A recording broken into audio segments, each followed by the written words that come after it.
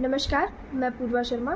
I have passed class 12 this year from MP board, जिसका अभी कुछ टाइम पहले ही 15 अप्रैल को रिज़ल्ट आया है। आई गॉट 87% और मैं अपने रिज़ल्ट को लेकर थोड़ा डिसपॉइंट थी बिकॉज जिस तरह से मैंने आंसर्स अटैम्प्ट किए थे उस तरह का मुझे रिज़ल्ट नहीं मिला। अगले ही दिन मैंने कॉपी निकलवाने और रीचेकिंग के लिए अप्लाई किया।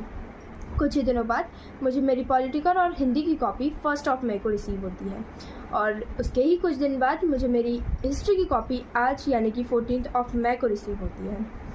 और मैं देखती हूँ कि मुझे मेरे आंसर्स के नंबर ही नहीं दिए गए। मेरे कुछ आंसर्स को इग्नोर किया गया है और कुछ आंसर्स को पूरी तरह से रॉन्ग किया गया है, जबकि वो राइट है और वो मेरे आंसर्स एनसीईआरटी से मैच भी करते हैं। इसके बाद मैं अपनी बोर्ड ऑफिस और इवैल्यूअर से इस बारे में क्वेश्चन करती हूँ।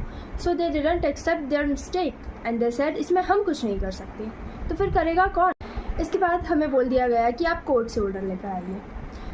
Then we said okay, but the main topic is board of secondary education कितना इररिस्पॉन्सिबल हो गया है। इन लोगों ने एजुकेशन का मजाक बनाकर रख दिया है।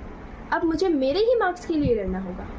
मतलब आई एम लकी कि मेरे पेरेंट्स ने मुझे सपोर्ट किया, वरना कितने ही पेरेंट्स कॉम्प्रोमाइज़ कर जाते हैं और कितने ही स्टूडेंट्स का फ्यूचर बर्बाद हो जाता है। अब मुझे एमपीपीएससी के अगेंस्ट कोर्ट में पिटीशन फाइल करना होगा और इस पूरी प्रोसेस में कितना टाइम जाएगा हु नोज़, किसे पता। मैं ये वीडियो इसीलिए बना रही हूँ ताकि मेरी बात आप लोगों तक पहुँचे, because I am not the only one जिसके साथ ये सब कुछ हो रहा है। ऐसे कितने ही स्टूडेंट्स के साथ ऐसा हुआ होगा और आगे भी हो सकता है। बोर्ड ऑफ सेकेंडरी एजुकेशन को इस बारे में विचार करने की आवश्यकता है, क्योंकि ऐसे न जाने कितने ही स्टूडेंट्स का फ्यूचर बर्बाद हो जाता है। This is very shameless. और अगर बोर्ड ऑफ सेकेंडरी एजुकेशन इस तरह बच्चों के फ्यूचर की जिम्मेदारी लेगा तो आगे बोर्ड ऑफ सेकेंडरी एजुकेशन की जिम्मेदारी कौन लेगा?